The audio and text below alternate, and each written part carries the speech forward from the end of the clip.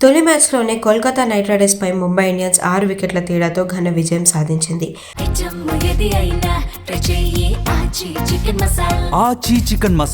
అయితే ఈ గెలుపు వెనుక ఉన్న మాస్టర్ మైండ్ గురించి ఇప్పుడు సోషల్ మీడియాలో చర్చ మొదలైంది. అది మరెవరో కాదు, hit man Rohit Sharma. Hit man తన స్ట్రాటజీతోనే మ్యాచ్ను మలుపు తిప్పాడని చెప్పాలి. ముందుగా బ్యాటింగ్ చేసిన కేకేఆర్ ఓపెనర్లు అజింక్య రహానే, ఫిన్ ఆలెన్ చెలరేగిపోయారు. కేవలం 5 ఓవర్లలోనే 70 పరుగులు రావడంతో హార్దిక్ పాండ్యా ఒత్తిడిలోకి వెళ్ళిపోయాడు. బౌలింగ్ మార్పులు చేయడంలో తడబడిన హార్దిక్కు మాజీ కెప్టెన్ రోహిత్ శర్మ రంగంలోకి దిగి సలహా ఇచ్చాడు. 6వ ఓవర్ను శార్దుల్ ఠాకూర్తో వేయించాలని సలహా ఇచ్చాడు. ఆ ఓవర్ 2వ బంతికే ఫిన్ ఆలెన్ అవుట్ అయ్యాడు. ఆ ఒక్క వికెట్తో కేకేఆర్ భారీ స్కోర్ను చేయలేకపోయింది. మ్యాచ్ జరుగుతుండగానే హెడ్ కోచ్ మహేలా జయవర్ధనే కూడా హార్దిక్ కెప్టెన్సీపై అసంతృప్తి వ్యక్తం చేశాడు.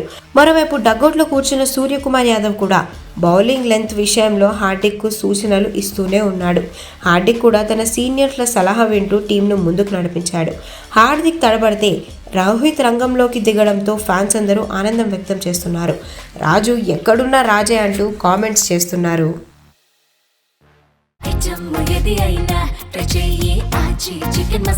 ఆచి చికెన్ మసాలా